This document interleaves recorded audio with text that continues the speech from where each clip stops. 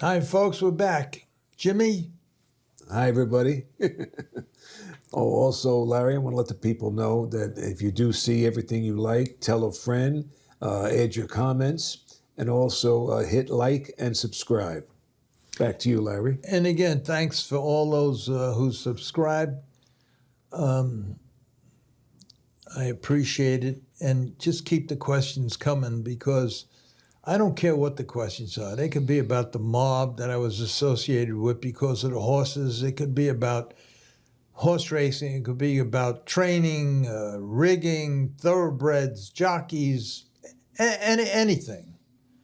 So just keep the questions coming, and I'll try to answer all of them. A lot are coming in, and I spend half the nights most time answering them. But I appreciate the questions, and I think pretty soon we're going to do 1 or 2 podcasts that just answers questions, because some of them are very interesting, and they fill in the gaps of the stories that I tell that I leave out, and sometimes I leave out a lot of important stuff. But anyway, now as you saw, Wildwood Jeb won the elimination for the cane pace, and now he's eligible for the final. Now he's in the final. And just so for all the horse folks out there, after I warmed them up early that night for the first elimination, I left the paddock and went up to the grandstand because there was no reason for me to be there. I wanted to be with Aaron and Dave up at the table in the dining room, because once I warmed them up, and warming him up was just jogging him 2 miles, and that was it. He had no equipment. I didn't have to check anything. There was just a bridle that went on him with a chateau, and that was it. So I didn't have to be there, and the groom was excellent. It was a French kid, Gillis. So I was up in the dining room. So now we win the first race, and Aaron collects the money, and I don't know how much I won, but now we decided to make the same bet, $1,000 to win, and a $100 rundown in the exacta for the final. So that's what we did, and now we'll watch the race. Seahawk Hanover on the inside, tries for the lead. Eastern Skipper, the center track second. Wildwood Jeb in between horses third. Brand New Fellow the outside fourth. Gap of 2.5 lengths. Ombril Wolf fifth. That's Seahawk Hanover off stride. Around the turn down the backstretch. Eastern Skipper on the outside. Wildwood Jeb on the inside. Head and head for the lead. Gap of about 6 lengths. Brand New Fellow third. 4 lengths back to Ombril Wolf fourth. Namero fifth. Seahawk Hanover back pacing sixth. French Chef 7th, Land Grant is 8th. Quarter time is 28-1. Paddock turned the first time. Wildwood Jeb in front by a length. Eastern Skipper is dropped in second. A gap of 2.5 lengths. Brand New Fellow third. Ombril Wolf fourth. Namero on the rail fifth. Seahawk Hanover alongside sixth. 2 lengths back to French Chef 7th. Land Grant is 8th. As they come by the stands the first time, Wildwood Jeb in front by a length and a half. Eastern Skipper on the rail second. Brand New Fellow up on the outside third. Marrow on the inside fourth. Ombril Wolf alongside fifth. Seahawk Hanover sixth. Halftime, 1 minute, 3 fifths. Around the clubhouse turn the second time. Wildwood Jeb maintaining a length advantage. Brand New Fella up on the rim second. Eastern Skipper on the inside third. Ombril Wolf the outside fourth. Namero on the rail fifth. Seahawk Hanover alongside sixth. Land Grant seventh. French Chef is eighth. Down the backstretch. Brand New Fella on the outside gets his neck in front. Wildwood Jeb hanging tough on the rail second. Eastern Skipper on the inside third. Ombril Wolf alongside fourth. 3/4, 1:29 and 4. Round the far turn. Wildwood Jeb on the inside. Brand New Fella on the outside. Head and head. Nose to nose for the lead. Eastern Skipper on the rail third. Ombril Wolf alongside fourth. Gap of a length and a half. Seahawk Hanover the outside fifth. They come to the top of the stretch. Wildwood Jeb on the inside leads by a length. Brand New Fella second. Eastern Skipper third. Ombril Wolf the far outside. That's Wildwood Jeb with Brand New Fella and Eastern Skipper. Wildwood Jeb in front. Here's the finish. 2B Wildwood Jeb, the winner by about 3/4 of a length. Tight photo for place and show between number 3 Eastern Skipper and number 4 Brand New Fella. Now back to Stan Bergstein. major upset here in the Cane as Wildwood Jeb wins it, and driver Benny Webster with Seahawk Hanover has filed an objection. We'll show you where the objection occurred. It was in the first turn. He says he was pinched off by Jimmy Marone and Wildwood Jeb, and we'll let you take a look at it just as the judges did. As you take a look here, and they leave going into the first turn. That's Seahawk at the rail, Wildwood Jeb next to him, and as they clear that clubhouse turn, you see Seahawk Hanover down along the inside, goes off stride. The judges looked at it and they said, sorry, Benny, that's not the case. Wildwood Jeb stays up. Filion, as you saw, tried to test him early with Eastern Skipper and finally dropped in. But they were not about to catch this free-legged colt who does not wear the hobbles. He was in peak form. They found out earlier, his trainer Larry Rolla, that he had a breathing problem and you have to let him roll when he's rolling. And here he is rolling at the 3/4. It's a good race. Yeah, it was.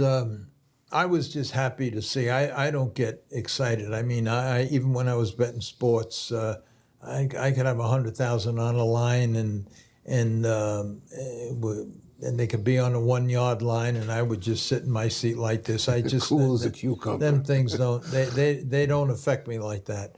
But I was just sitting at the table, and it was so. I was so happy that Aaron was so happy and Davey. They were acting like little kids. It's amazing that you can be worth $1 billion, and there's nothing like a horse race. Everybody loves a winner. Head to head coming down the stretch and rooting. In fact, I'll tell you a real quick story. There was a guy called Joe Marsh. He owned Spindletop restaurants in Manhattan. He had 2 horses. One was named Spindletop Joe, and the other one was named Mr. Spindletop. And he wanted to sell Mr. Spindletop because Mr. Spindletop was a pulling raven lunatic, and he wasn't as fast as, either make breaks, and he just wasn't as good as Spindletop Joe, and he wanted to get rid of him. In fact, he wanted to change his name, but he couldn't. He didn't do that. So I bought him. I bought him for $10,000. And sure enough, about 2 weeks later, we get in the same race at Freehold Raceway. We're in the same race. And I know this because the guy who bought Mr. Spindletop was a guy who I had horses with called Don Catarano, Big Don.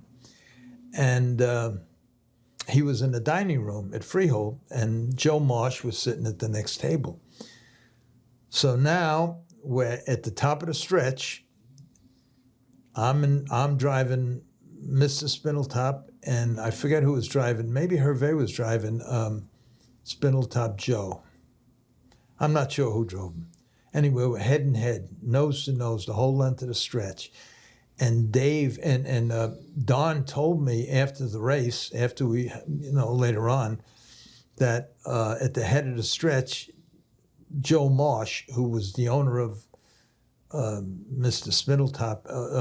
Spindletop Joe, he was on a chair. Now here's another guy, a very wealthy guy, owned a very successful restaurant in Manhattan called, I forgot what, I said the name before.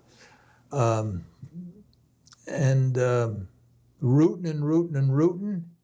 And just before the wire, Don told me he dropped dead of a heart attack. He never saw that his horse got beat. He dropped dead, rootin'. He died right there in the dining room. And I wound up winning the race. That's how excited. It makes no difference how wealthy you are, who you are. Horse racing does something that is just unbelievable. I don't get that kind of reaction, but I've seen a lot of people, even Larry Kadish. He was a great guy, and I hope he's watching. I doubt it, but I hope he's watching. Here's a guy owns high-rises in Manhattan, a billionaire, and I had him as an owner. He was an owner there, and he had a horse called Gay Snell, and Gay Snell won Horse of the Year in Monticello. And we went to the horseman's dinner because they had to present me and him with a plaque. It was a $3 plaque that said Gay Snell, Horse of the Year. Kadish, who's a billionaire, got on a stage and started crying when they handed him The $3 Here's the plaque. guy that owned massive high-rise buildings in Manhattan. Anyway, that's what horse racing does. So now I was very happy because it just hit a lot of sins. This one win. Now right after that win, we whacked up, I think, my whole thing with the 2 win bets and the exactas. I think I walked away with 50, 60,000. I really don't remember, but it was something like that, because I would say it was substantial. Yes. but the money meant nothing at that point. First of all, I was doing well. Second of all, it didn't mean nothing. What meant something was that the horse won. And that's what I get a kick out of. The challenge. I love the challenge, and I love to see that Aaron was happy and Dave was happy, and it covered all the past sins, and it was good. Now, who comes over to the table? Morty Finder. Morty Finder at the time owned Pine Hollow Stud Farms. And all the guys, people in the horse business know who he is. But he owned Pine Hollow Stud Farms, and he was partners with Guida, who was vice president of Merrill Lynch. And they were doing a bunch of things, syndications and everything. But he come to the table, and he was friends with Davey Handel.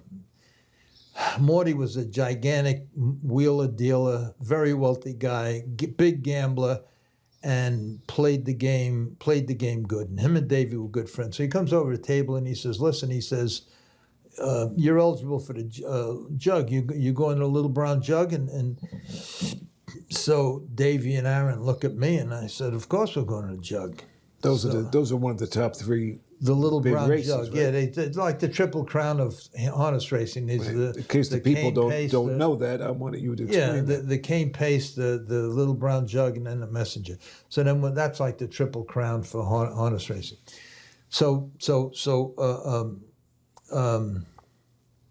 Morty Finder says, listen, he says, if you win the Jug, he says, I'll give you $3 million. You can retire into stud on my farm. So I said, well, that's up to Aaron. So he says, just keep that in mind. You got a standing offer. So he leaves the table, and Aaron says to me, well, what do you think? I says, before the Jug, there's a Jug Preview that takes place in, I think it was Scioto Downs.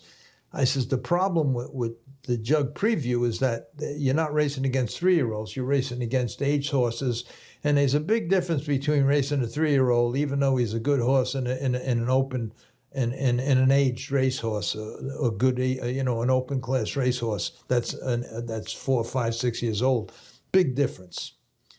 And I says, and I'm not sure if he gets beat against the aged racehorses, does that offer still stand?